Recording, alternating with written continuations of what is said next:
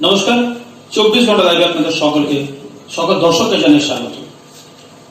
আজ শারদোৎসবের পর আমরা উপস্থিত হয়েছি কিছু কথা, কিছু আলোচনা নিয়ে। সেটা হলো বিজয় সম্মেলনী। আমাদের মধ্যে কিছু অতিথিকে আমরা এখানে আজ প্রস্তুত করতে পেরেছি। আনেশ্বর মন্ডল একজন বিশিষ্ট সমাজসেবী, বিজেপি মাইনরিটি মোর্চার ব্যারাকপুর ডিস্ট্রিক্ট প্রেসিডেন্ট। আসলাম রেহান, উমেশ রয় বিজেপির একজন যুব নেতা।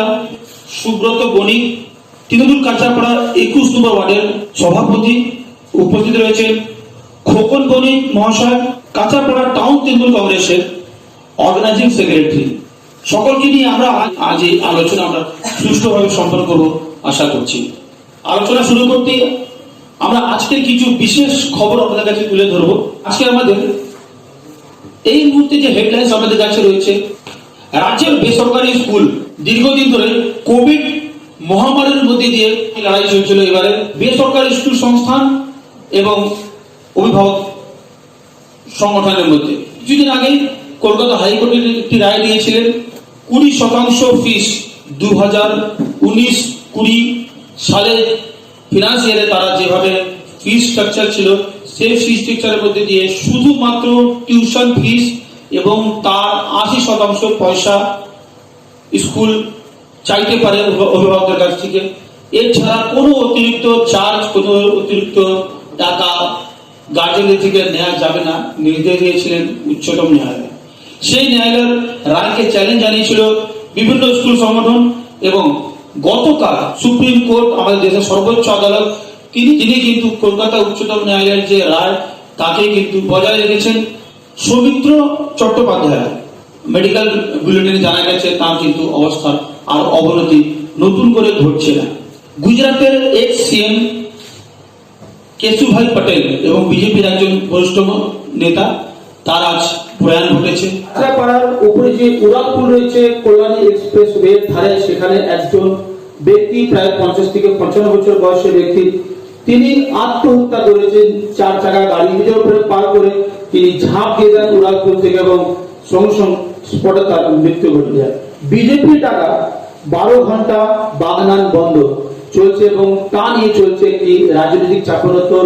কারণ বিজেপির বন্ধ এবং তৃণমূল সেটাকে বিফল করার চেষ্টা তারা নিজের প্রয়াস চালিয়ে যাচ্ছে। কিন্তু আমাদের মধ্যে যে অতিথিরা উপস্থিত রয়েছে, প্রত্যেকের কাছ থেকে আমরা সবার আগে বিজয়ের শুভেচ্ছা বার্তা আমরা নিয়ে নেব। বাঙালির মহোৎসব শারদীয় দুর্গোৎসব 2020 শেষ হয়েছে।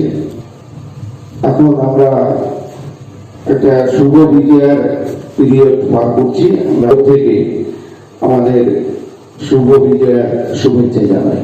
इस पश्चिम बंगाल में सबसे बड़ा फेस्टिवल माँ दुर्गा का तमाम बंगाली भाई बहनों को भारतीय जनता संघ मोर्चा की तरफ से शुभ विजय। आप सभी प्रदेशवासियों को विजयदशमी की हार्दिक अभिनंदन। हमारी श्रेष्ठ उत्सव शारदीय उत्सव सारा पश्चिमबंग जुड़े शांतिते एवं निर्विघ्ने বাংলার মুখ্যমন্ত্রী মমতা বন্দ্যোপাধ্যায় শারদীয়া উৎসবে যেভাবে ক্লাব সংগঠন, সামাজিক সংগঠনের পাশে থেকে বাংলা বার্তা দিয়েছে সারা ভারতবর্ষকে, আমি তৃণমূল কংগ্রেসের পক্ষ থেকে সকলকে বিজয়ের আন্তরিক শুভেচ্ছা, ভালোবাসা ও প্রণাম জানাচ্ছি। বিজয় উৎসব আমাদের দুদিন আগে হলো। আমরা জানি নিজস্ব বাঙালি উৎসব ভালো, আমরা সবাই সুন্দরভাবে কেটেছে। আমরা চাইছি বিজয় পরে আরো কালী পুজো আছে আমাদের, আমরা চাইবো সবাই মাস্ক স্যানিটাইজার ব্যবহার করুন। আমরা যেহেতু এই মুহূর্তে বিজয় সম্মেলনী এবং দুর্গোৎসবকে নিয়ে আজ এই আলোচনা সভা, সেখানে আমরা কিছু যুক্তি জেনে নেব কি মতামত রাখেন বিভিন্ন রাজনৈতিক দলের। কি এই সময় এই দুর্গোৎসবকে নিয়ে রাজনীতির পরিবেশ চলছে, প্রত্যেকটি দল নিজের নিজের তরফ থেকে নতুন নতুন যুক্তি দিচ্ছেন। এইটা নিয়ে কি রাজনীতি হওয়া উচিত? আপনি যেটা বললেন তাতে আমার ব্যক্তিগত অভিমত যে উৎসব প্রত্যেকটি ধর্মাবলম্বীদের মধ্যেই থাকে। এই সময় কোভিড-19 যে সমস্ত সতর্কতা বিধিগুলো সেগুলো সবাইকেই একদম পুরোপুরিভাবে মেনে চলতে হবে। তা সত্ত্বেও কিছু বিরোধী দলের লোক আদালতে গিয়েছে এবং আদালত থেকে রায় দেওয়া হয়েছে, এবং আমরা দেখেছি যে সমস্ত পুজো কমিটি বা পুজো উদ্যোক্তারা প্রায় সব জায়গাতেই এই আদালতের রায়কে পুরোপুরি মান্যতা দিয়ে এই দুর্গোৎসব তারা করেছে এবং এটা মানুষ উপভোগ করেছেন এবং সফল হয়েছে, উৎসব রইল। এবং আমাদের সেই পাশাপাশি করোনার সতর্কতা বিধি মেনে আমরা যে করোনা মুক্ত থাকার যে প্রচেষ্টা, সেই প্রচেষ্টাও আমরা একই সাথে রাখলাম। এই 50,000 টাকা দেওয়াকে রয়েছে, আমরা জেনে নেব আসলাম বাবুর সাথে। 50,000 টাকা অনুদান যে বাংলা সরকার এই বাংলার প্রত্যেকটা প্রায় 8,000 পূজা কমিটিকে অনুদানটা তারা দেওয়ার চেষ্টা করেছে এবং দিয়েছে। এ নিয়ে আপনাদের কি অভিমত, আপনারা কিভাবে দেখছেন এটাকে? देखिए, सबसे पहली बात यह है, कोई भी फेस्टिवल हो उसको राजनीतिक नहीं करना चाहिए। ये हमारे मुख्यमंत्री जो है हर फेस्टिवल को राजनीति से जोड़ देती है। वो एक राजनीतिक उनको एक मौसम मिल जाता है, इवेंट मिल जाता है करने का। और 50,000 जहां तक देने की बात है, ये उनको देना नहीं चाहिए था। और स्वाभाविक हिसाब से कोई भी पूजा कमेटी को इस तरह से पैसा देना, सरकार के पैसा देना अच्छा नहीं है। हाँ, हम लोग लॉ एंड ऑर्डर को मेंटेन करें, ये अच्छा होता। पर अगर हम 50,000 देकर उनको लुभा रहे हैं, 2021 के चुनाव को सामने रख के काम कर रहे हैं, ये ठीक नहीं है। सबसे पहले ये बात है कि हमारी पार्टी जो है देश भूमि इसको मानती है, और ये फेस्टिवल, ये जो भी है त्योहार, जो लोग भी करते हैं इस देश में, चाहे वो हिंदू हो, मुसलमान हो, सिख हो, सबको साथ देती है कि आप अपने फंडामेंटल राइट्स के हिसाब से आप काम करें। ये ऐसा समर्थन नहीं करती है। किसी ने बहुत लेबल लगा दिया कि भारतीय जनता पार्टी ये जो है एक खास रिलीजन को सपोर्ट करती है, ऐसा नहीं है। ये देशवासी को, देश को सपोर्ट करती है। किसी त्योहार में देखा जाता है तृणमूल के बड़े बड़े नेता उनके द्वारा उद्घाटन होता है, किसी में देखा जाता है बीजेपी के नेता का उद्घाटन करते हैं। तो वैसी स्थिति में जो लोग बीजेपी के आदर्श को मानते हैं, वैसे पूजा पंडाल, वैसे कमेटी को, क्या वो लोग इस पैसे को एक्सेप्ट किए हैं तो क्या भविष्य में लौटाएंगे? ऐसा तो कोई भी पूजा पंडाल नहीं है जो जिसको Bharatiya Janata party officially support. हाँ, व्यक्तिगत जो है भारतीय जनता पार्टी इस तरह के भेदभाव में विश्वास नहीं रखती है और करती भी नहीं है। और जहां तक आपने कहा कि हर फेस्टिवल को राजनीति से जोड़ा जा रहा है, तो ये पश्चिम बंगाल में जो जोड़ा जा रहा है वो सिर्फ और सिर्फ रूलिंग पार्टी ममता बनर्जी कर रही है। देखिए, कहीं ना कहीं ममता बनर्जी एक ब्राह्मण है, और मुझे फख्र है कि मैं भारतीय हूँ, मुसलमान भी हूँ। और मुझे आपको मैं ये जानकारी भी देना चाहता हूँ कि मुझे किसी ब्राह्मण ने मुझे गोद लिया है, और मैं ब्राह्मण मुसलमान भी हूँ। अगर हम जय श्री राम बोलते हैं तो इसमें गर्व होना चाहिए लोगों को, पर ममता बनर्जी को क्या होता है, गर्व की बात क्या, वो चिढ़ जाती है। तो ऐसा उन्होंने किया है, वातावरण पैदा किया है। यहाँ पर हम हिंदू, मुस्लिम, सिख, ईसाई सब रहते हैं इस बंगाल में, तो उनको ये नहीं जय श्री राम बोलते तो उनको अप्रिशिएट करना चाहिए। दुपट्टा लगाकर मुसलमानों को धोखा देने के लिए पहुंच जाती है इफ्तार पार्टी में, तो धर्म के नाम पर राजनीति करती है, ये क्रिएट कर रही है। ये सारा और सारा ममता बनर्जी इट्स कंपनी कर रही है। উৎসবকে রাজনীতির সঙ্গে যুক্ত করে দেওয়ার কি অভিযোগ, এই নিয়ে আপনি কি বলবেন? উৎসব সকলে, ধর্ম যার যার নিজে। বাংলার শ্রেষ্ঠ উৎসব দুর্গা উৎসব। কোভিড-19 এবং আমফান ঝড় বিভিন্ন মোকাবিলায় বাংলার মানুষকে আগলে বসে আছে, এবং মমতা বন্দ্যোপাধ্যায়ের চিন্তাধারা নিয়েছে দুর্গা উৎসবকে কেন্দ্র করে বাংলার অর্থনীতি, ভারতবর্ষের অর্থনৈতিক পরিকাঠামো তৈরি হয়। কোভিড পরিস্থিতিতে ভারতবর্ষের অর্থনীতি এবং বাংলার অর্থনীতি সাময়িকভাবে একটু ধাক্কা খেয়েছে, কারণ যানবাহন ব্যবস্থা থেকে আরম্ভ করে যেভাবে সংক্রামক বেড়েছে, তাতে মানুষ আতঙ্কিত, মানুষ ঘরে রয়েছে, বিভিন্ন রকম অসুবিধার মধ্যে মানুষ পড়ে রয়েছে। সেদিক থেকে মাথায় রেখে দুর্গা উৎসবটা হচ্ছে একটা মহান উৎসব, ভারতবর্ষের অর্থনৈতিক পরিকাঠামো তৈরি করা।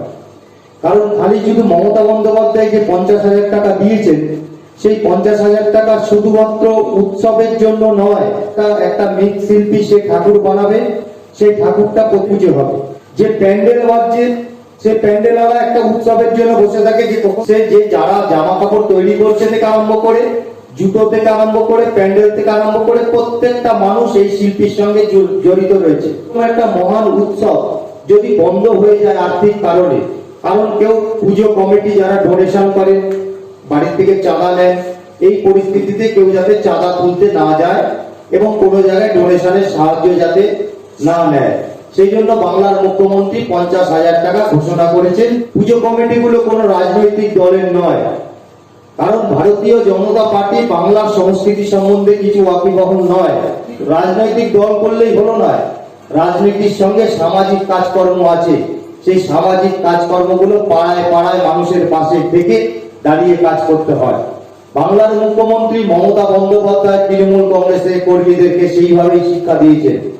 বাংলার মুখ্যমন্ত্রী সন্তান জন্মগ্রহণ থেকে আরম্ভ করে, শিক্ষা থেকে আরম্ভ করে সমস্ত রকম প্রকল্প ঘোষণার মাধ্যমে বাংলার মানুষকে একত্রিত করেছে।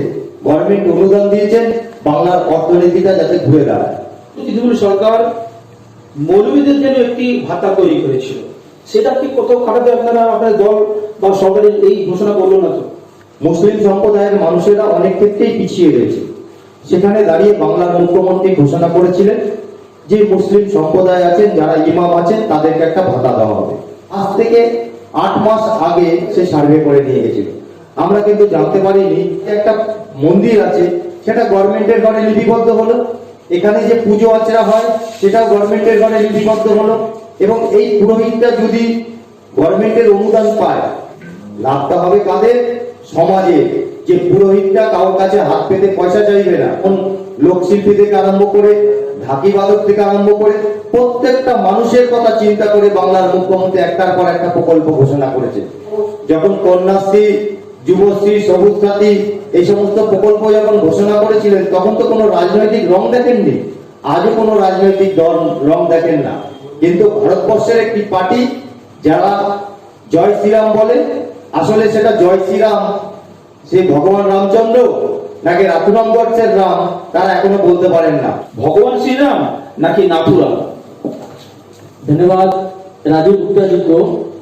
1 साल पहले आप लोगों ने देखा है कि दुर्गा पूजा विसर्जन पर बैंड लगाती थी, हाई कोर्ट का फैसला आने के बाद भी बैंड लगाती थी।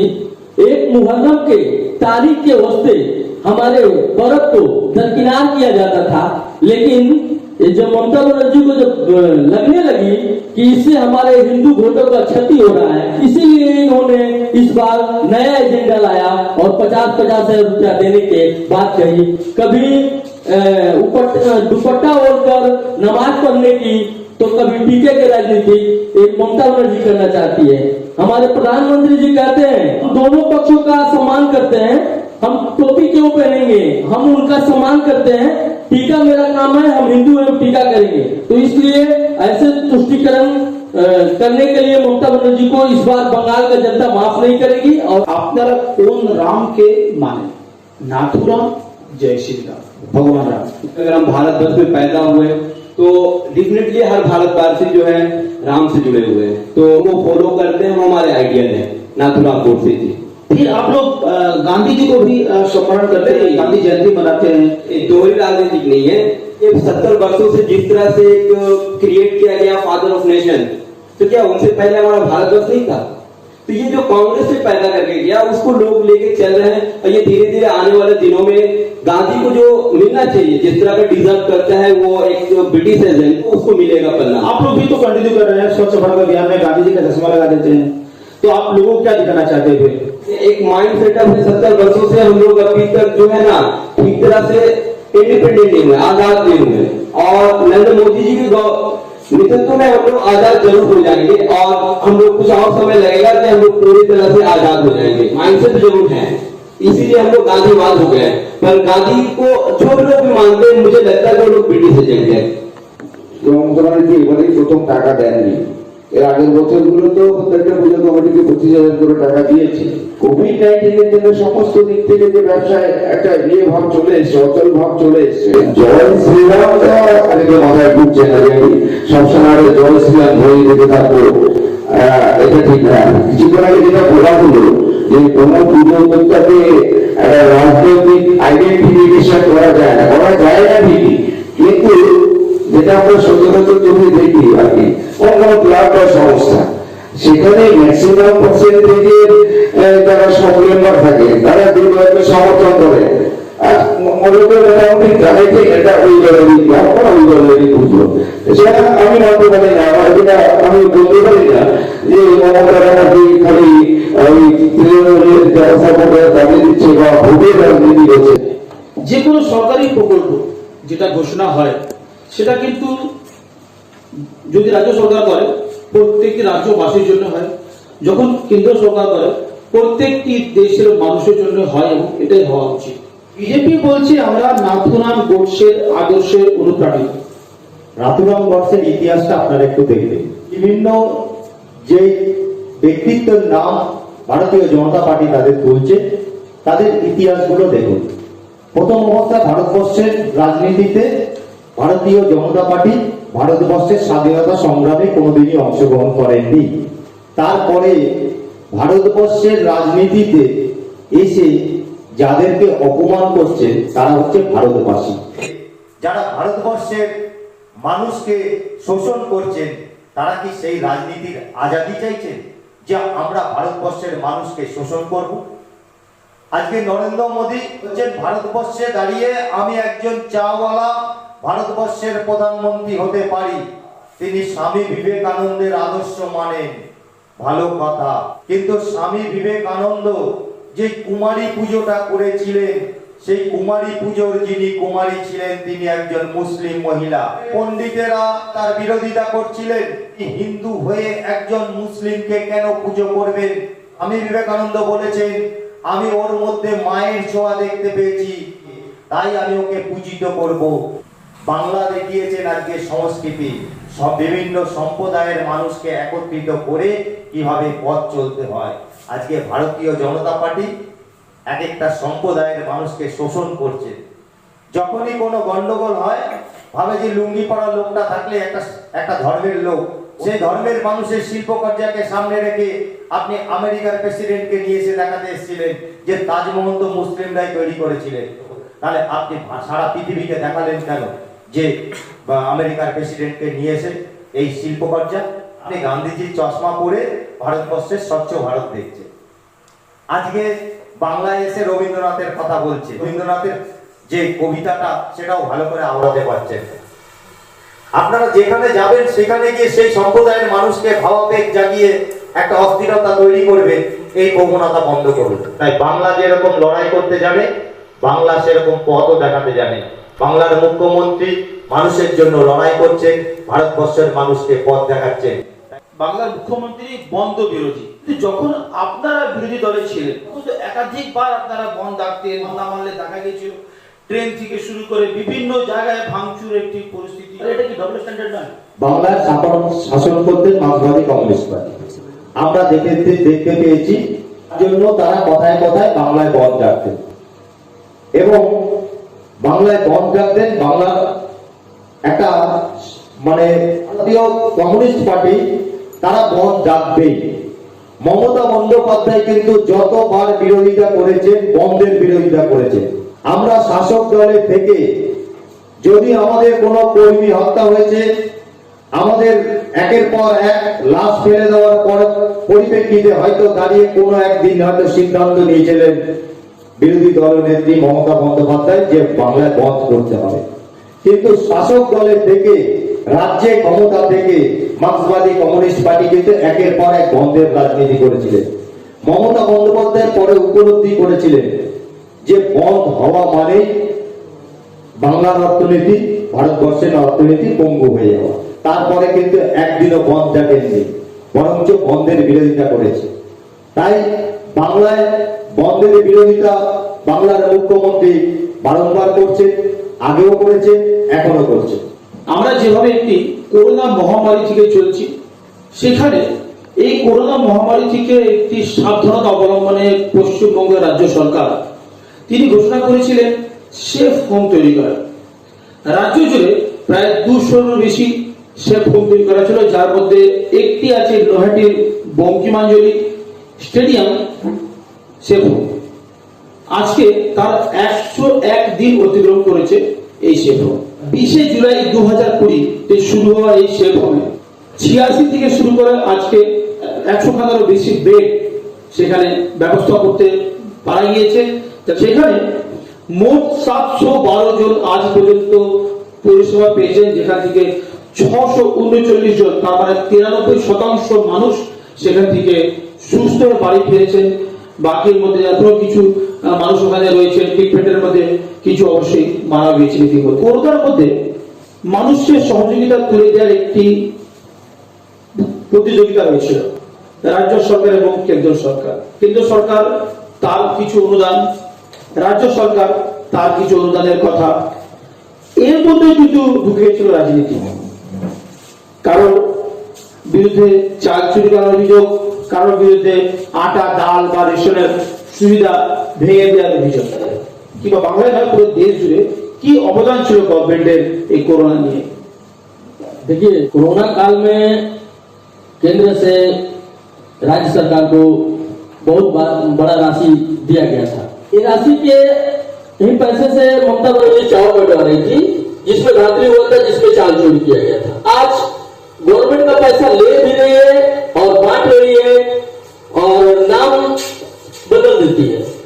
आयुष्मान भारत का जो प्रोग्राम आया था, स्कीम आया था, लागू नहीं होने दिया। आखिर क्यों? উনি প্রথমে বললেন বাংলা সরকার চাল চুরি করেছে। আমার কথা হচ্ছে, বাংলার কত মানুষকে কেন্দ্রীয় সরকার তার রেশনিং ব্যবস্থায় আনতে পেরেছে। আপনারা খোঁজ নিয়ে দেখবেন যে বাংলা বহু মানুষ রেশনিং ব্যবস্থার মধ্যে ছিলেন না। বাংলার মুখ্যমন্ত্রী মমতা বন্দ্যোপাধ্যায় তিনি রেশনিং ব্যবস্থায় ইতিমধ্যে বাংলার 10 কোটি মানুষকে রেশনিং ব্যবস্থার আওতায় এনেছেন। কেন্দ্রীয় সরকার, রাজ্য সরকার জিএসটি বাবদ যে আয়, সেই আয়ের অনুদানটা বন্ধ করে দিয়েছে। রাজ্যের করোনা পরিস্থিতি আজকে দাঁড়িয়ে বিভিন্ন চ্যানেলগুলোতে দেখবেন ভারতবর্ষের স্বাস্থ্যমন্ত্রী কোন করোনা নিয়ে বিবৃতি দেয় কিনা। প্রথম করোনার সময় 10 দিন 12 দিন বিবৃতি দিয়েছে, তারপরে এখন তারা ঘরে ঢুকে গেছে, আইসিইউতে চলে গেছে। আরেকটা পাশাপাশি দেখবেন এই যে করোনা ভারতবর্ষে কবে ঢুকেছে। প্রথম আক্রান্ত ব্যক্তি হচ্ছেন কেরলের ব্যক্তি। ভারতীয় জনতা পার্টি করলো কি, নরেন্দ্র মোদীকে এনে উৎসব করার জন্য তারা করোনাটাকে ভুলে গেল। প্রথম অবস্থায় যদি মানুষকে সুব্যবস্থা দেওয়ার পরিকল্পনা করত, পরিযায়ী শ্রমিকদের কথা চিন্তা করুন, তাহলে নরেন্দ্র মোদী ব্যবস্থা করতে পারতেন। তারা রাজনীতির হিসাব করলে চ্যানেলের মাধ্যমে, সংবাদ মাধ্যমে দেখতে পেয়েছেন প্ল্যাটফর্মে তাদের মৃত্যু হচ্ছে। একটা বাচ্চা তার মায়ের মৃত্যু হয়েছে সে জানতে পারেনি, অনাহারে মৃত্যু। পরিযায়ী শ্রমিকের মাধ্যমে একদিকে সংক্রমণ বৃদ্ধি, অপরদিকে বাংলার মুখ্যমন্ত্রী একের পর এক হোম আইসোলেশন বানানো। সরকার যেভাবে পাশে দাঁড়িয়েছে, আর আয়ুষ্মান ভারতের কথা আমাদের পাশে একজন বিজেপির কার্যকর্তা তিনি বলছেন, আয়ুষ্মান ভারত কেন বাংলায় হলো না? আরে আয়ুষ্মান ভারতের খরচাটা কে দেবে? কেন্দ্রীয় সরকার। স্বাস্থ্য ব্যবস্থাটাকে সম্পূর্ণ বিনামূল্যে চিকিৎসা দেন পশ্চিমবাংলার মানুষকে। শুধু পশ্চিমবাংলার মানুষ না, বিভিন্ন স্টেট থেকে এ বাংলায় এসে চিকিৎসা করে। তাহলে বাংলার মানুষ বিনা পয়সায় চিকিৎসা দিচ্ছেন বাংলার মুখ্যমন্ত্রী। তাহলে আয়ুষ্মান ভারতের আমার কি প্রয়োজন? আপনি যদি আয়ুষ্মান ভারতই তৈরি করতে জানেন, তাহলে বাংলায় হসপিটাল তৈরি করুন। আপনি যদি কেন্দ্র থেকে মনে করেন যদি প্যারালাল সরকার চালাবেন, তাহলে বাংলার মানুষের কথা ভাবুন। আপনারা ভাবছেন যে আমরা যে অর্থ দেব বাংলার মুখ্যমন্ত্রী সেই কাজে লাগিয়ে দিয়ে আর প্রকল্পটা আমাদের নাম ঘোষণা করবে। বাংলার মানুষ অত বোকা না। বাংলার মানুষ জানে কিভাবে বাংলার মানুষকে সুরক্ষিত রাখতে হয়। এনাদের অভিযোগ যে আপনারা বাংলার যে কোনো কাজ হলে আপনারা সেই প্রকল্পটা আপনাদের নাম করে মানুষের মধ্যে ছড়িয়ে দেবেন বলি। सबसे पहली बात है, मुख्यमंत्री अनसाउंड माइंडेड है। उसको ये पता नहीं, देखिए हमारे मित्र ने कहा आयुष्मान भारत को लाने नहीं दिया, और आपका प्रश्न का मैं उत्तर उसी में दे रहा हूँ। अगर आप हमारे देश का कोई प्रोडक्ट हो, आप उसको अगर हम किसी दूसरे देश का नाम लेबल लगा दे, तो आप क्या बर्दाश्त कर पाएंगे? এক মিনিট মাঝখানে আমি একটু কথা বলছি। কেন্দ্রীয় সরকার ঘোষণা করেছে স্বচ্ছ ভারত, সেটা আমরা বলছি নির্মল বাংলা। নির্মল বাংলা। আমরা নির্মল বাংলা কেন বলছি? বাংলার অর্থ সব থেকে বেশি রয়েছে। স্বচ্ছ ভারতে আপনারা যা পয়সা দেন তার থেকে বাংলার মুখ্যমন্ত্রী সব থেকে বেশি পয়সা দেয়, সেই জন্য আমরা ওটাকে নির্মল বাংলা বলছি। আপনারা বলে যাচ্ছেন না কেন? सुनिए बांग्ला में उनका जुक्ति लगे सुनेंगे ना, जो केंद्र का हमने क्या कहा, आयुष्मान भारत को उस तरह से बदल कर इस तरह से बहुत सारा प्रोडक्ट जो है, ये जो बहुत सारा प्रोजेक्ट है जो भारत सरकार का है, उसको जो है ना ये मुख्यमंत्री जो है अपना बदल के वो बोले कि हम कर रहे हैं, इस तरह से वो बहुत सारा लेवलिंग काम कर रही है। तो अगर जब तक ट्रांसपेरेंट नहीं होगा कि ये स्टेट में, तब तक आप केंद्र सरकार क्यों देगा फंड? और जो फंड देता है आप उसको सही से अप्लाई तो करें।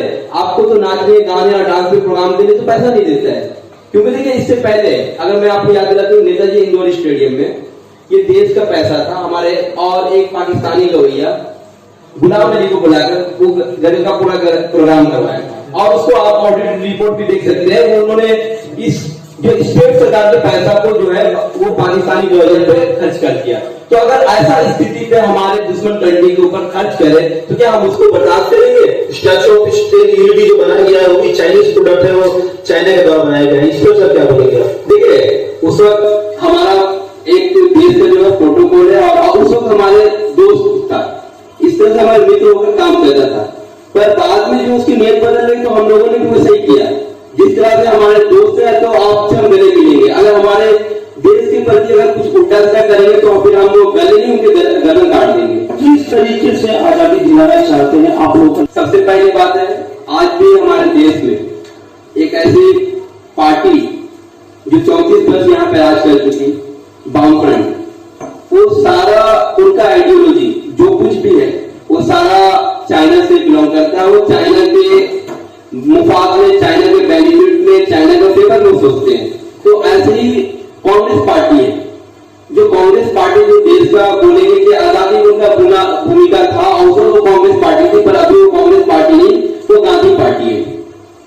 जिस वक्त हमारे श्यामा प्रसाद मुखर्जी जी थे, मोतीलाल नेहरू थे, सरदार वल्लभ भाई पटेल थे, इस तरह के जो लीडर थे, मौलाना अबुल कलाम आजाद थे, सैयद अशफाकुल्लाह खान थे, जब तो कांग्रेस पार्टी वाकई देश के लिए लड़ी थी, और उनके बलिदान को हम लोग याद रखते हैं और याद रखेगा भारत। पर अभी की जो कांग्रेस पार्टी है ना, वो अंग्रेजों के जो हमारे मुल्क में जो अंग्रेज शासन किया 200 साल, वो उसी की आइडियोलॉजी पे काम करती है, इसीलिए अभी भी मुक्त नहीं है, माइंड से मुक्त नहीं है। हम लोग फिजिकली जो है कि चली गई है, पर हम लोग का माइंड में जो है सेटअप है, आज भी हम लोग अंग्रेजों के गुलाम वाली सेटअप है। तो कैसे आप लोग इसको कैसे आजादी दिलाएंगे? किस तरीके से, क्या क्या आप लोगों का स्टेप होगा? देखिए पहला तो एजुकेटेड होना पड़ेगा, लोगों को बताना पड़ेगा इतिहास, और वो भी जो ट्रू इतिहास है, क्योंकि जो भी इतिहास है उसमें बहुत सारा ऐसे इतिहास है जिसमें गांधी को एक हीरो बना के पेश किया गया, फादर ऑफ नेशन। मुल्क में जो आजादी भगत सिंह ने दिलाया, जो सैयद अशफाकुल्लाह खान ने दिलाया, जिस तरह से आजादी की जंग में हमारे रविंद्रनाथ टैगोर ने भी अपना साथ दिया, जिस तरह से ऋषि बंकिम चंद्र चट्टोपाध्याय ने दिया, तो उनके इतिहास को, उनके जो जिस तरह की आइडियोलॉजी है, जिस तरह के उन्होंने काम किया, उसको लाना है, और इस तरह से लोगों को धीरे धीरे पहले मानसिक रूप से उनको आजादी दिलाना है। तो आज पूरे देश में एजुकेशन एक व्यवसाय हो चुका है सर। इस विषय पे केंद्र सरकार को क्या नहीं लगता कि विशेष ध्यान देना चाहिए? स्वास्थ्य और शिक्षा के ऊपर ही आज हमारा देश टिकेगा और देश आगे बढ़ेगा। अगर ये दो परिसेवाएं लोगों को सही से मिल पाए तो रोटी कपड़ा मकान के लिए सोचना नहीं पड़ेगा। लेकिन शिक्षा व्यवस्था जहां पे इंसान बनाने का काम होता है, आज पूरी तरह उसका व्यवसायीकरण कॉर्पोरेट सेक्टर में जा चुका है। सरकारी स्कूलों की व्यवस्था उतनी सटीक नहीं है। आज माननीय सुप्रीम कोर्ट को भी दखल देना पड़ा है। यह एक परिसेवा है, कोई व्यवसाय नहीं है, लेकिन इससे व्यवसायीकरण हो चुका है। इसको सब नहीं लगता है कि रोकना बहुत ज्यादा जरूरी है आज की तारीख? इसको तो रोकना चाहिए, और इसके लिए केंद्र सरकार काम भी कर रही है, उनका ब्लूप्रिंट भी तैयार हो रहा है, अम्बेडकर जी कर रहे हैं। और जहां तक आपने कहा कॉर्पोरेट सेक्टर में एजुकेशन चला गया है, तो ये फैक्ट है, और इसको लाया कौन है? इसको हमारी केंद्र सरकार जो है धीरे धीरे ठीक कर रही है अर्थव्यवस्था। देखिए 70 सालों में जो चीज हो गया वो तो मैजिक नहीं हो सकता, मेडिकल नहीं कर सकते हैं। फिर भी हमारे जावड़ेकर जी कह रहे थे कि पहला कदम हम लोगों ने कहा। देखिए जिस तरह से इन्होंने, देखिए पर इंग्लिश मीडियम ज्यादातर प्राइवेट सेक्टर है और जो भी रीजनल लैंग्वेज होते हैं वो हमारे गवर्नमेंट के ज्यादा गवर्नमेंट अंडरटेकिंग होते हैं या गवर्नमेंट एडेड होते हैं। तो इस तरह से हमारे केंद्र सरकार ने अभी जो एजुकेशन पे नया बिल लाया, जिस तरह से नया उनका ये चला कि आप जो है जिस लैंग्वेज में आपको प्राइमरी जो एजुकेशन जो है आपको रीजनल भाषा में लेना होगा, ये एक पहला कदम है हमारी सरकार का कि हम लोग जो है इसको प्राइवेटाइजेशन को खत्म करेंगे, गवर्नमेंट एडेड और गवर्नमेंट से ज्यादा लोगों को बेनिफिट हो और हम लोग 100% जो है शिक्षा चाहते हैं देश में हो। দিল্লি এরকম একটি স্টেট পুরো আমাদের পুরো দেশে যেখানে সরকারি শিক্ষার ব্যবস্থা প্রাইভেট থেকে অনেক বেশি উন্নত মান। তো অন্তত এই ধরনের জিনিস স্বাস্থ্য যদি আপনারা করতে চাইছেন, শিক্ষাটা কেন সঠিকভাবে আপনারা জায়গা আনতে পারছেন না? প্রথম কথা বলি, শিক্ষা ব্যবস্থার মেরুদণ্ড ভেঙে দিয়ে গেছেন বামপন্থী সরকার। বামপন্থী সরকার যেদিন থেকে ইংলিশ তুলে দিয়েছেন, বামপন্থী সরকার বাংলার মেরুদণ্ড ভেঙে দিয়েছে। প্রাইমারি স্কুলগুলোতে ইংলিশ উঠে গেছিলেন। মমতা বন্দ্যোপাধ্যায়ের সরকার বাংলায় আসীন হওয়ার পরে একের পর এক শিক্ষানীতি পরিবর্তন করা হচ্ছে। বাংলায় আজকে দাঁড়িয়ে যে কটা কলেজ ছিল তার আজকে সংখ্যা দাঁড়িয়ে দেখুন কত কলেজের সংখ্যা বেড়েছে, বিশ্ববিদ্যালয়ের সংখ্যা কত বেড়েছে, প্রাইমারি স্কুলের সংখ্যা কিভাবে বৃদ্ধি পেয়েছে। প্রাইমারি স্কুলগুলোতে যাতে ইংরেজি পড়ানো হয়, স্পেশাল ক্লাস নেওয়া হয়, তার জন্য আলাদা একটা ট্রেনিং এর ব্যবস্থা করা হয়। পাশাপাশি দাঁড়িয়ে বাংলায় যে সমস্ত বাংলা মিডিয়াম স্কুলগুলো রয়েছে সেখানে ইংরেজি মাধ্যমের শিক্ষা ব্যবস্থা চালু করেছেন। প্রাইভেট কর্পোরেটের হাতের থেকে মুক্ত করতে, সাধারণ মানুষ যাতে ইংরেজি শিক্ষা যাতে গ্রহণ করতে পারে তার জন্য আজকে দাঁড়িয়ে থেকে দেখবেন প্রত্যেক বিধানসভা অঞ্চল অনুযায়ী একটা দুটো করে বেঙ্গলি মিডিয়ামের সঙ্গে ইংলিশ মিডিয়াম চালু হয়েছে। তাহলে বাংলার মুখ্যমন্ত্রীর চিন্তাধারা রয়েছে যে আমার রাজ্যের মানুষকে কি করে শিক্ষিত করে তুলবো, কি করে উন্নত করে তুলবো। পাশাপাশি কেন্দ্রীয় সরকারের একটা নির্দেশিকা রয়েছে, কেন্দ্রীয় সরকার শিক্ষার ক্ষেত্রে একটা গাইডলাইন দেয়, সেই গাইডলাইনকে মান্যতা দিতে হয় রাজ্য সরকারকে। সেই রাজ্য সরকার যখন গাইডলাইন মানতে যায় দেখা যায় জয়েন্টের ক্ষেত্রে হিন্দিতে কোশ্চেন হয়, অথচ গুজরাটে দাঁড়িয়ে গুজরাটি ভাষায় কোশ্চেন হচ্ছে, বাংলায় দাঁড়িয়ে বাংলা ভাষায় কোনো কোশ্চেন হচ্ছে। তাহলে বাংলার মানুষকে বঞ্চিত করার একটা পরিকল্পনা কেন্দ্রীয় সরকারের রয়েছে। এবং বাংলা এমন একটা ভাষা যে ভাষায় আজকে নোবেল থেকে আরম্ভ করে সবকিছুই বাঙালিরা এনে দিয়েছেন ভারতবর্ষের মসনাদে, ভারতবর্ষকে উপহার দিয়েছে। সেই বাংলাকে তাচ্ছিল্য ভাব তৈরি করার একটা প্রবণতা কেন্দ্রীয় সরকারের দেখা যাচ্ছে। আজকে বিভিন্ন স্কুলগুলোতে যে হারে উন্নত ভাবে পরিকাঠামো তৈরি করার ব্যবস্থা বাংলার মুখ্যমন্ত্রী তৈরি করেছে, আপনি যাতে বাংলার ছেলেমেয়েরা যাতে স্কুলে ছুট না হয়ে যায় তার জন্য আজকে সাইকেল দিচ্ছে ক্লাস 9 থেকে, আজকে মেয়েদেরকে কন্যাশ্রী দিচ্ছে। আজকে বাংলার দেখানো পথ দেখে কন্যাশ্রী দেখে নরেন্দ্র মোদীর মনে হয়েছে বেটি বাঁচাও বেটি পড়াও, এটা বাংলার অনুকরণ। বাংলা তো শিখিয়েছে পথ দেখানোর জন্য, তা নরেন্দ্র মোদীর একটু বোধোদয় হয়েছে বেটি বাঁচাও বেটি পড়াও, বাংলা কিন্তু আগেই শুরু করে দিয়েছে। খালি পায়ে স্কুল যেত বামফ্রন্টের আমলে, পায়ে জুতো দিয়েছে, ব্যাগ দিয়েছে, বই কিনে দিচ্ছে যাতে শিক্ষায় শিক্ষিত হয়, বাংলা যাতে আরো উন্নত হয়। কিন্তু আজকে তারা শ্যামাপ্রসাদের ধোয়া দিচ্ছে। কই শ্যামাপ্রসাদের একটা তো মূর্তি বানাচ্ছেন না আপনারা, আপনারা দেশকে ধ্বংস করার একটা ভক্ত। তাই আপনাদের দ্বারা দেশ এগাবে না। কর্পোরেট দুনিয়ার কিছু ব্যবসায়ী লাভবান হবে। শিক্ষা ক্ষেত্রে দেখেছেন তো কর্পোরেট দুনিয়ারা কিভাবে এগিয়ে এসছে, কৃষকের ক্ষেত্রেও কর্পোরেট দুনিয়া এগিয়ে আসছে, মানুষের নিজস্ব অধিকার কেড়ে নিতে চাইছে, মানুষের স্বাধীনতা কেড়ে নিতে চাইছে। শিক্ষা ব্যবস্থার মধ্যে দিয়ে যে বর্তমানে প্রাইভেট স্কুলগুলো তাদের যে অত্যাচার, সেই অত্যাচারের বিরুদ্ধে অবশ্যই আজ সাধারণ মানুষ জন্ম একত্রিত করেছে। এই লড়াইতে বাংলা সরকার কতটুকু অভিভাবকদের পাশে থাকবে? দেখুন, বাংলার সরকার বাংলার মানুষের পাশেই আছে প্রথম কথা। এবং বাংলার যে সমস্ত শিক্ষা প্রতিষ্ঠানগুলো রয়েছে, প্রাইভেট শিক্ষা প্রতিষ্ঠানগুলো রয়েছে, প্রাইভেট হসপিটালগুলো রয়েছে, আপনারা দেখেছেন বাংলার মুখ্যমন্ত্রী প্রাইভেট নার্সিং হোমগুলোকে নিয়ে একের পর এক মিটিং করেছেন, তাদের যে হারে মানুষকে হয়রানি করেছে, মৃত্যুর পরেও তার থেকে টাকা নিয়েছে, মৃতদেহ আটকে রেখেছে। সেই রকম পাশাপাশি বিভিন্ন স্কুলগুলোকে, প্রাইভেট স্কুলগুলোকে নিয়েও বসেছিলেন যে আপনারা একটা নির্দিষ্ট পরিকাঠামো তৈরি করুন, গভর্নমেন্টের গাইডলাইন ফলো করুন। সেই জায়গায় দাঁড়িয়ে বার্তা দেওয়া হয়েছে। বার্তা দেওয়ার পরে যখন যদি না শোনে, বাংলার মানুষ নিশ্চয়ই পথ দেখিয়েছেন হাইকোর্টের মাধ্যমে। হাইকোর্টের রায়কে আমরা স্বাগত জানাচ্ছি। মহামান্য আদালতের কথা আমরা ফেলতে পারবো না, বাংলার মুখ্যমন্ত্রী ফেলতে পারবেন না। তা মহামান্য আদালতের নির্দেশ মেনে আজকে বর্তমান সরকার প্রাইভেট স্কুলগুলোকে ইতিমধ্যে বার্তা দেওয়া হয়ে গেছে উচ্চতর আদালতের রায় বেরানোর আগে, যে আপনারা কোভিড পরিস্থিতিতে মানুষের পাশে দাঁড়ান।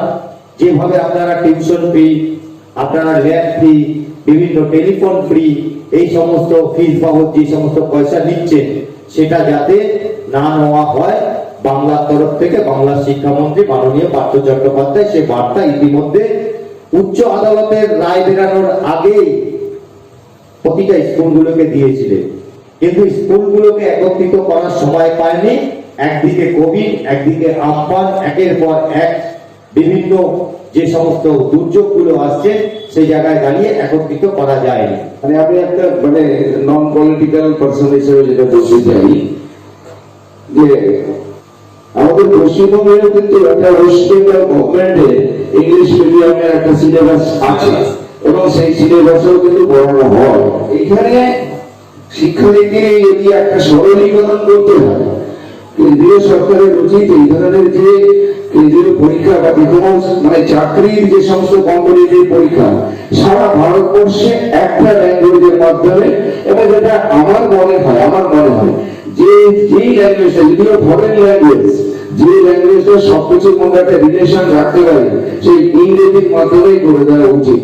তাহলে পুরোপুরি একটা কোয়ালিফাইড যে ব্যক্তিত্ব যেটা, সেটা হয়তো বেরিয়ে আসবে।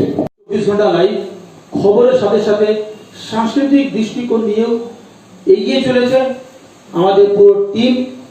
মানুষের জন্য সব রকম খবরের পাশাপাশি সাংস্কৃতিক জগৎটাকেও আমরা ধরে রাখার চেষ্টা করেছি। এই মুহূর্তে যিনি আপনাদের কাছে সঙ্গীত পরিবেশন করছিলেন তন্ময় ভট্টাচার্য মহাশয়, তিনি আপনাদের কাছে আরেকটি গান পরিবেশন করলেন। তুমি ভাবিছ গগন মাঝে,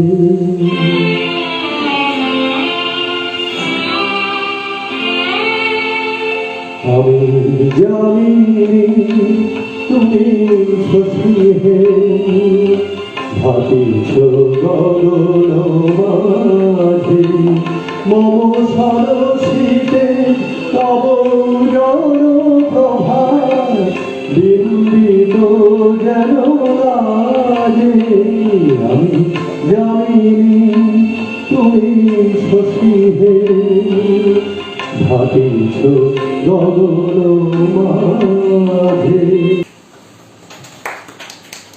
অনেক ধন্যবাদ চ্যানেলের তরফ থেকে তন্ময় বাবুকে। বিজয় সম্মেলনী আমরা করছি এই করোনা কালে, যেভাবে পুরো বিশ্বজুড়ে অবশ্যই অনেকটাই প্রভাব পাচ্ছে, কিন্তু মানুষের মধ্যে ভয় ভীতি কিছুটা হলেও কনফিডেন্সের মধ্যে আমরা আসছি, কোথাও না কোথাও আমরা কনফিডেন্সের মধ্যে আসছি যে আমরা এই লড়াইকে জয় করে নেব। ভ্যাকসিনেশনও প্রায় আসতে চলেছে আসার মুখে, কিন্তু এই তার মধ্যে দিয়েও আমরা কিছু হাইকোর্টের নির্দেশিকা আসলো। এই করোনা মহামারীর পরে উৎসব আমাদের করতেই হবে, কারণ উৎসব না করে মানুষের মধ্যে যে মানুষের মস্তিষ্কে যে সংক্রমণ তৈরি হচ্ছিল, শারীরিক সংক্রমণ, যেটাতে আমরা করোনা থেকে জীবন মৃত্যু থেকে লড়াই, কিন্তু মানসিকভাবে আমরা রোগী হয়ে যাচ্ছিলাম। কোথাও না কোথাও ঘরের মধ্যে একটি ঘর বন্দী হয়ে কিভাবে মানুষ পিছিয়ে পড়ছে, মানে উচ্চতম ন্যায়ালয়ে আমরা সে রায়কে অবশ্যই সম্মান জানাবো।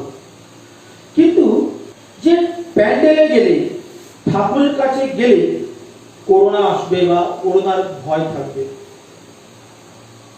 রাজনৈতিক এত কর্মসূচি চলছে, সামাজিক ভাবে বিয়ে বাড়ি থেকে নিয়ে প্রত্যেক যে অনুষ্ঠান হচ্ছে, কিন্তু প্যান্ডেলে যাওয়া যে নিষেধ হয়ে, এই নিয়ে আপনার কি মতামত? না, সেক্ষেত্রে যারা এই সময়ে মানে উৎসব উপলক্ষে যারা মানে সাময়িকভাবে কিছু ব্যবসা করে থাকেন, তাদের ব্যবসায় কিছু ঘাটতি পড়েছে। তবে একটা ব্যাপার কি যে এই যে উৎসব, বাঙালির যে মহোৎসব, দুর্গোৎসব, এটা তো বাঙালির মজ্জাগত ব্যাপার। এরা বাঙালির শিরায় শিরায়, ধমনী ধমনীতে রয়ে গেছে। এবং একটা ব্যাপার কি, এক বছরের উৎসবটাকে যদি আমরা স্লিপ করে যাই, তাহলে আবার আমাদের 365 দিন বা একটা বছর অপেক্ষা করতে হবে। এবং সেই জন্য যে আমাদের রাজ্য সরকার এগিয়ে এসেছিলেন পুজো উদ্যোক্তাদের সাহায্য করার জন্য। কিন্তু বর্তমান করোনা পরিস্থিতির কথাটাও ভুলে গেলে চলবে না। আমরা উৎসব পালন করবো, এবং যেটা আমাদের রাজ্যের মাননীয় মুখ্যমন্ত্রী বলেছেন, ধর্ম যার যার নিজের কাছে, কিন্তু উৎসব সকলের জন্য, সবার উৎসবে সবাই অংশগ্রহণ করতে পারে। কিন্তু বর্তমানকার এই যে মহামারী, মানে অতিমারি বলুন আর করোনা প্যান্ডেমিক যাই বলুন, যে এই ক্ষেত্রে মানুষের তো মানে প্রত্যেকের জীবনটা একটা অমূল্য সম্পদ। আগে জীবনটাকে বাঁচাতে হবে, এবং জীবনটা বেঁচে থাকলে এই বছর যদি দুর্গাপূজা নাও দেখতে পারি, আগামী কয়েক বছর ধরে আমি দেখতে পারবো। যেমন আগে থেকে কমেছে, এটা আমাদের মানে দুর্গা মায়ের আশীর্বাদ যাই বলুন, বা আমরা যে সতর্কতা যে মেনে চলেছিলাম যেগুলো হয়েছে, এটা আমাদের কাছে খুবই একটা আনন্দের খবর। কয়েকটা সামাজিক ব্যাধি কি কি রয়েছে সমস্যা এই করোনা কালের পর? করোনা কালে বাংলার অর্থনীতি, ভারতবর্ষের অর্থনীতি ধাক্কা খেয়েছে। এটা পাশাপাশি পশ্চিমবঙ্গের মুখ্যমন্ত্রী মাননীয়া মমতা বন্দ্যোপাধ্যায় বিভিন্ন পুজো কমিটিগুলোকে আর্থিকভাবে অনুদান দিয়েছে। কারণ অর্থনৈতিক অবস্থায় ধাক্কা খাওয়ার দরুন যে সামাজিক কাজকর্মগুলো থাকে, অর্থাৎ যারা উৎসবের আয়োজক, তাদের মাধ্যমে তারা একটা প্রচার মাধ্যম। বিভিন্ন পুজো কমিটিগুলো তারা ফ্লেক্স, ব্যানার, মাইক্রোফোন এবং লিফলেটের মাধ্যমে মানুষকে সচেতন করেছে। মহামান্য আদালত কোনো সময় নির্দেশ দেননি যে উৎসব পালন করতে হবে না। মহামান্য আদালত নির্দেশ দিয়েছেন উৎসব পুজো আপনারা সকলেই করবেন, কিন্তু দূরত্ব বজায় রেখে। সেই দূরত্ব বজায় রাখার জন্য রাজ্য সরকার যে যে প্রয়াসগুলো নিয়েছেন, পঞ্চায়েত পৌরসভার মাধ্যমে, পাশাপাশি সামাজিক সংগঠনগুলো, পুজো উৎসব কমিটিগুলোকেও নির্দেশিকা দিয়েছিলেন রাজ্য সরকার, বাংলার মুখ্যমন্ত্রী মমতা বন্দ্যোপাধ্যায়, আপনারা পুজো করুন, সব করুন, কিন্তু দূরত্ব, সামাজিক দূরত্ব, সচেতনতা বজায় রেখেই সবকিছু করুন। করোনার সময়, মানে বিশেষ করোনার সময় বলতে পারি, এখনো করোনার সময় রয়েছে, মার্চ থেকে নিয়ে মে মাস, পেঁয়াজ, আলু, চাল সাধারণত মুদিখানা দোকানগুলোতে যেভাবে দাম বাড়ানো হচ্ছিল, তখন দেখা গেছিল রাজ্য সরকার একটা তৎপরতা, স্ট্রিক্টলি একটা ডিসিশন দিয়ে এটাকে কিন্তু কমানো সম্ভব হয়েছিল। এই মুহূর্তে কিন্তু আকাশ ছোঁয়া দাম সবকিছুরই প্রায় প্রায়। একে মানুষের কাছে আর্থিক একটি সমস্যা, ব্যবসায়িক ভাবে যদি দেখা যায় তো ব্যবসা গ্রাস হয়েছে একদম। তার প্রতি দিয়ে এত বেশি মূল্য বৃদ্ধি নিত্য প্রয়োজনীয় জিনিসের, এই নিয়ে সরকারের কি ভাবমূর্তি? দেখুন, সরকারের তরফ থেকে যে পরিবহন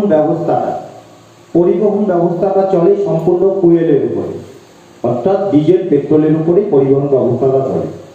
সেই পরিবহন ব্যবস্থায় কেন্দ্রীয় সরকারের কোনো ছাড় নেই। আন্তর্জাতিক বাজারে তেলের মূল্য বৃদ্ধি কমলেও ভারতবর্ষের বাজারে তেলের মূল্য বৃদ্ধি ঘটায় একটি রাজনৈতিক দল, তার নাম ভারতীয় জনতা পার্টি। তাদের কি উদ্দেশ্য সেটা আজও পর্যন্ত পরিষ্কার নয়। কারণ আমরা জানি আন্তর্জাতিক বাজারে তেলের দাম কমলেও ভারতবর্ষে তেলের দাম কমবে, কিন্তু এই প্যান্ডামিক সিচুয়েশনে যখন ভারতবর্ষের অর্থনীতি প্রায় পঙ্গুর পথে, তখন ভারতবর্ষে তেলের দাম, পেট্রোল ডিজেলের দাম বৃদ্ধি পায়।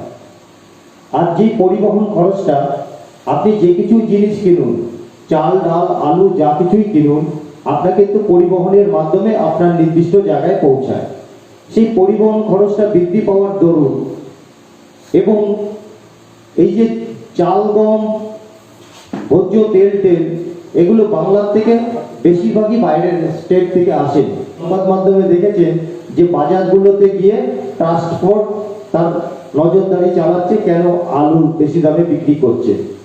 সরকার কিন্তু সবসময় মানুষের পাশে থেকে পরিষেবা দেওয়ার জন্য একটা চেষ্টা চালাচ্ছে, কিন্তু কেন্দ্রীয় সরকার সেই হারে মানুষের পাশে দাঁড়ানোর কথা ভাবছে না। অর্থনৈতিক পঙ্গু হয়েছে, মানুষকে সাহায্য করা, প্যান্ডামিকে সাহায্য করা, তারা সবকিছুতেই হাত তুলে রয়েছে। আপনারা পেট্রোল ডিজেলের দাম বাড়াচ্ছেন, যার জন্য কিন্তু মূল্যবৃদ্ধি বিশেষ কারণ কি বলবেন? पेट्रोल और डीजल का दाम बढ़ने से बोल रहे हैं कि ये यहाँ पे जो डेली हम लोग खाते हैं, जो अनाज खाते हैं, उसका दाम बढ़ रहा है। पर पूरे भारत में जो सबसे ज्यादा आलू का उत्पादन पश्चिम बंगाल में होता है, तो यहाँ पे आलू का दाम 40 रुपया केजी है। क्यों? तो यहाँ पर तो फ्री में देने की बात है, फ्री में केंद्र सरकार ने दिया, तो फिर यहाँ पे दाम का बात ही नहीं होता। अगर खरीदते तो हम बोलते कि कम है कि बेसी है। और दूसरी बात, यहाँ पे जो देखिएगा एक सरकार जो ममता बनर्जी के जो लोग हैं वो चिल्लाते रहते हैं 2 रुपया केजी दीदी हम लोग को अनाज देती है, चावल देती है। तो ये बताना चाहते हैं कि दीदी का ये स्कीम नहीं है, ये केंद्र सरकार का आशा स्कीम है, उसके तहत 2 रुपया केजी चावल मिलता है। इसमें थोड़ा सा रोकेंगे सर कि 2 रुपया केजी का चावल तो देश के और किन राज्यों में चलता है, मिलता है लोगों को? सर लाभ जो है ना डिफरेंट स्टेट में डिफरेंट मिलता है। जैसे कि आप जाएंगे तो आपको 80% छूट मिलता है जम्मू कश्मीर में। तो ये डिफरेंट इश्यूज हैं। तो आप ये नहीं कह सकते कि पश्चिम बंगाल में 2 रुपया केजी चावल है तो पूरे भारतवर्ष में दूसरे राज्यों में मिलेगा। फिर भी जो है मध्य प्रदेश यूपी में 2 रुपया केजी चावल मिलता है। কিন্তু কথা হলো যে আপনি বললেন যে আলু পেঁয়াজ বাইরে থেকে আমরা আনতে হয়, বাট আমরা দেখতে পাচ্ছি যে সেন্ট্রাল গভর্নমেন্ট রিপোর্ট বলছে যে পশ্চিমবাংলা আলু উৎপাদনে, আলু চাষে দ্বিতীয় স্টেট, লার্জেস্ট স্টেট, যেখান থেকে প্রায় 30% অফ ইন্ডিয়াস ইকোনমি আলু কিন্তু উৎপাদন হয় আমাদের বেঙ্গলে। সেখানেও বাংলাতে এত আলুর দাম তাহলে কেন হবে? আর যদি আমরা বলি যে পেট্রোল ডিজেলের দাম কত পার্সেন্ট বেড়েছে এই 4 মাসের মধ্যে, যেখানে দাঁড়িয়ে আলুর দাম প্রায় 4 গুণ চলে গেছে। দেখুন, আলুর দাম বৃদ্ধি পেয়েছে, এটা অস্বীকার করার কিছু নেই। পাশাপাশি কেন্দ্রীয় সরকারের নীতিতে যেভাবে পেট্রোল ডিজেলের দাম বৃদ্ধি করেছে, সারা অন্যান্য দেশগুলোর তুলনায় যখন পেট্রোল ডিজেলের দাম মূল্য বৃদ্ধি কমছে, তখন ভারতবর্ষে পেট্রোল ডিজেলের মূল্য বৃদ্ধি পাচ্ছে। এবার আলুর একটা বন্ড কেনা হয়, সেই বন্ডগুলো যখন কেনে তার পেছনে একটা খরচ হয় এবং লেবার কস্ট। এই প্যান্ডামিক সিচুয়েশনে লেবারের খুব অভাব হয়েছে। যে লেবারটা আগে 300 টাকা দিয়ে কাজ করানো যেত, সেই লেবারটার এখন 400 টাকা থেকে 500 টাকায় কাজ করানো হচ্ছে। কারণ লেবাররা যাতায়াত করতে পারছেন না, লেবারদেরকে আলাদা করে নিয়ে আসতে হচ্ছে সেই বন্ডগুলোতে, যেখানে কোল্ড স্টোরগুলোতে রয়েছে। সেখানেও কোভিড বিধি রয়েছে, অধিক সংখ্যক কর্মচারীদেরকে দিয়ে সেখানে কাজ করাতে পারছেন না। অটোমেটিক আলুর দামটা বৃদ্ধি করছে, আলুর দামের উপরে গিয়ে সেই পরিমাণটা বৃদ্ধি হচ্ছে। আলুর বাজারে যখন আসছে তখন আলুর দামটা বৃদ্ধি পাচ্ছে। অর্থাৎ একটা ঘরের ভেতরে যেখানে 10টা লোক কাজ করতে পারতো, সেখানে এখন 2টো লোক কাজ করছে। তাহলে 2টো লোককে দিয়ে কাজ করাতে গেলে আমাকে অনেক সময় ব্যয় করতে হচ্ছে, তার সময় অনুযায়ী আমাকে মজুরি ব্যয় করতে হচ্ছে, প্লাস ডিজেলের মূল্য বৃদ্ধি। এই দুটোতে আলুর দামটা বৃদ্ধি পেয়েছে। আমারই চেনাশোনা 2জন শ্রমিক আছে, সিঙ্গুরেতে কাজ করতে যায়। তাদেরকে আমি জিজ্ঞেস করি, আপনাকে সিঙ্গুরে পৌঁছার কি হবে, এখানে তো গাড়ি চলছে না। বলছে, দাদা আমরা যে গাড়িটায় যাই সেখানে আমাদের 700 টাকা খরচ হয় যেতে। আপনি ইনকাম করেন কত? বলছে ইনকাম এখন 1000 টাকা। তার মানে 700 টাকা ওনার গাড়ি ভাড়াতে চলে যাচ্ছে, 300 টাকা ঘরে নিয়ে আসছে। তাহলে কেন বৃদ্ধি হবে না আলুর দাম বলুন? আজকে যদি সেই সিচুয়েশন থাকতো, তাহলে যে লোকটা 30 টাকা খরচা করে সিঙ্গুরে পৌঁছাতো, সেই লোকটার আজকে পৌঁছাতে 700 টাকা খরচা হচ্ছে। মনে করছেন যে সরকারকে নজর দেওয়া দরকার, যেখানে মানুষের সরাসরি ভোগান্তি হতে থাকে? আপনারা তো তার বিরোধিতা করছেন না। আপনারা বিরোধিতা করছেন মূল্য বৃদ্ধি কেন হচ্ছে, সরকার কেন নজর দিচ্ছে না। সরকার যখন নজর দেয় যে আলুটা অন্য স্টেটে যেতে পারবে না, আমার স্টেটে দিতে হবে, তখন কেন্দ্রীয় সরকারের মুখপাত্ররা উল্টো চাপ দেয় রাজ্য সরকারকে, অন্য স্টেটে কেন আলু আসছে না, সব স্টেটে যাওয়ার অধিকার আছে। আজকে বাংলার মুখ্যমন্ত্রী তো বিগত বছরগুলো তো দেখে এসছেন যে কিভাবে অন্য রাজ্যে আলু না দিতে দিয়ে নিজের রাজ্যে যাতে আলু খায় সেই ব্যবস্থা করেছিলেন। মানুষ বাঁচুক, মানুষ খেয়ে পড়ে বাঁচুক, মানুষের ন্যূনতম চাহিদাটা যাতে পূরণ করতে পারে রাজ্য কেন্দ্র সহযোগিতায়। কিন্তু রাজ্যের এত দেনাস থাকা সত্ত্বেও রাজ্যকে সহযোগিতা করছেন না।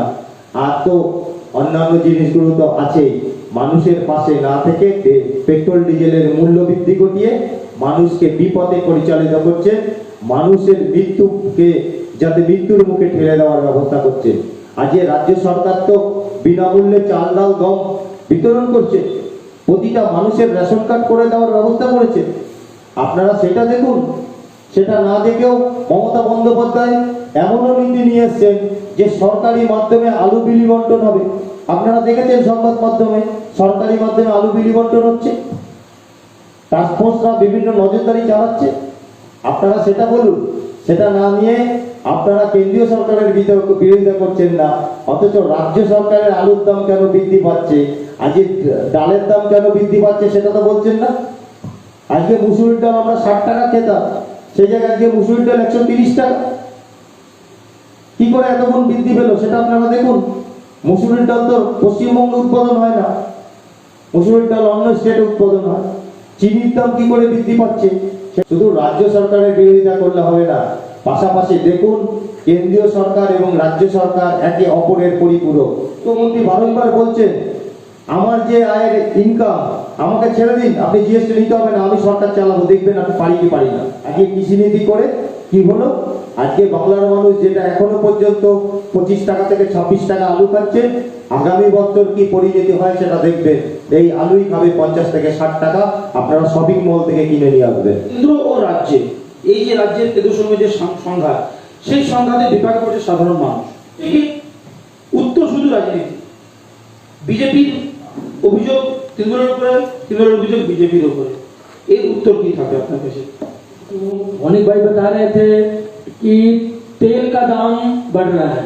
मैं इनको बताना चाहता हूं, जब कांग्रेस के हाथों से बीजेपी गवर्नमेंट आई तो उस समय तेल का दाम था पेट्रोल का 73-74 और आज 6 वर्षों में आज आपका 13-14 रुपये बढ़ा होगा पेट्रोल का दाम। आज कल रात का एक खबर मिला 1000 टन प्याज स्टोर करके रखा जा रहा है।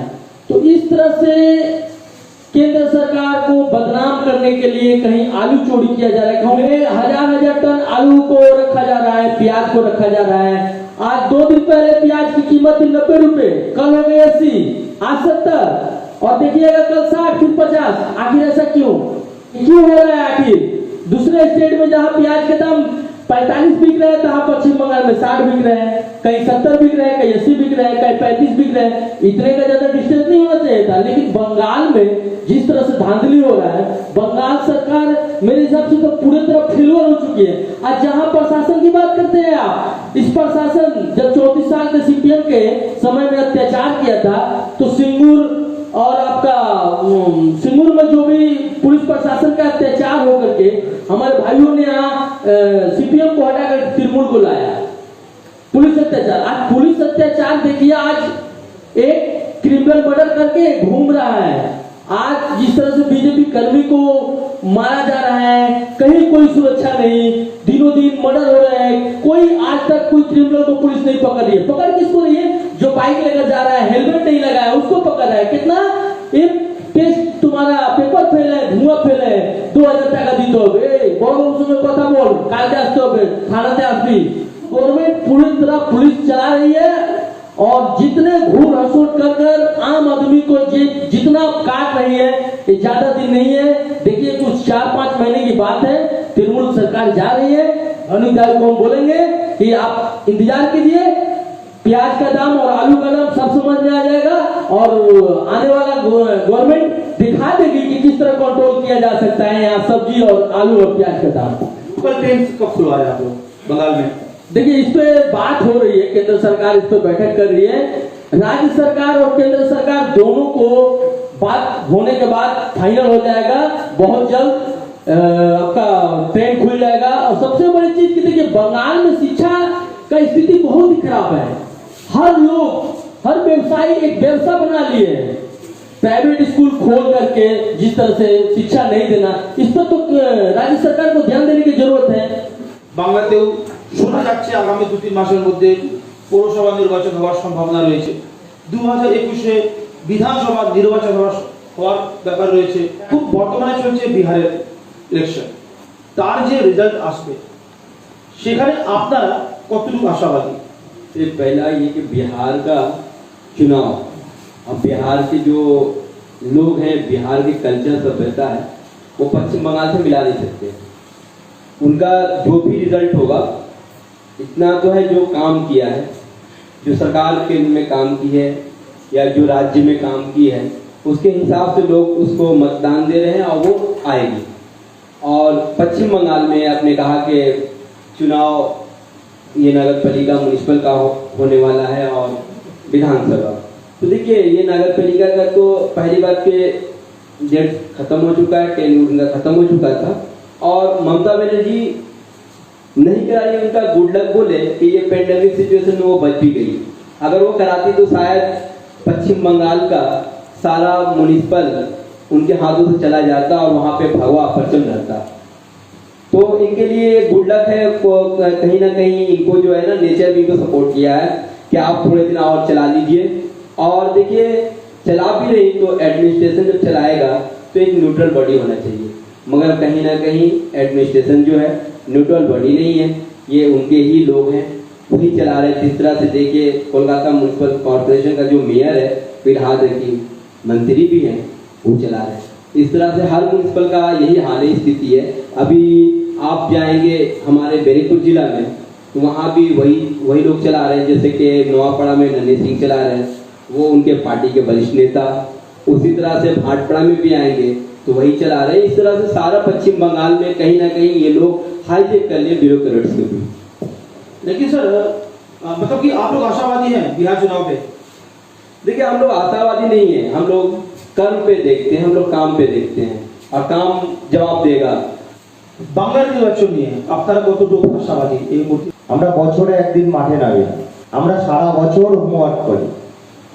কারণ আমরা ঘুম থেকে উঠে মানুষের পাশে থাকি, মানুষের দৈনন্দিন কাজের সাথে সহযোগিতা করে মমতা বন্দ্যোপাধ্যায়ের দল তৃণমূল কংগ্রেস। এতটাই আশাবাদী যে রাজনৈতিক দলটা এখানে বলছে আমরা ক্ষমতায় আসব, সেই রাজনৈতিক দলের একজনের মুখের নাম দেখাতে পারবে যে তারা দীর্ঘদিন ধরে বাংলায় থেকে বিরোধিতা করেছেন, বিরোধী রাজনীতি করেছেন। আজকে লোকসভা ভোট হল, 18টা এমপি পশ্চিমবাংলা থেকে গেল। এমপি গুলোকে একটাও দেখেছেন কোন সামাজিক অনুষ্ঠান, মানুষের পাশে থেকে কাজ করা? তারা দিল্লিতে গিয়ে এসি ঘরে সোনো পাউডার মেখে বসে রয়েছে। তারা মানুষের পাশে থাকছেন। মানুষ বুঝতে পেরেছেন যে যাদেরকে নিয়ে আসবো তারা আর যাই হোক, তারা মানুষের পাশে থেকে মানুষের কাজ করেন, তার নাম মমতা বন্দ্যোপাধ্যায়। তাই আমরা 100% আশাবাদী যে রাজনৈতিক দলটা নাতুরাঙ্গসের দল, জয় শ্রীরাম বলে আর মানুষের পাশে দাঁড়ায় না, মানুষের কাজ করে না, মানুষ তাদেরকে প্রত্যাখ্যান করবে। জন্ম থেকে মৃত্যু সমস্ত কাজে মমতা বন্দ্যোপাধ্যায় লিপ্ত। তাই মমতা বন্দ্যোপাধ্যায়ের পাশে থেকে আগামী বিধানসভা নির্বাচন 2021 সালে হলে মমতা বন্দ্যোপাধ্যায়ের দল তৃণমূল কংগ্রেস আগে যা আসন পেয়েছিল তার থেকে অধিক আসন নিয়ে আবার ক্ষমতার মসনদে বসবে। কোনো নির্বাচন, বিধানসভা হোক, লোকসভা হোক, প্রত্যেকটা রাজনৈতিক দল প্রচার করে থাকে যে আমরাই ক্ষমতায় আসছি, আমরাই আশাবাদী, আমরা এতগুলো সিট পাবো, পাবো, এবং তার আগে বেশ কিছু এক্সিট পোলও আসে, সেটাও দেখা উচিত।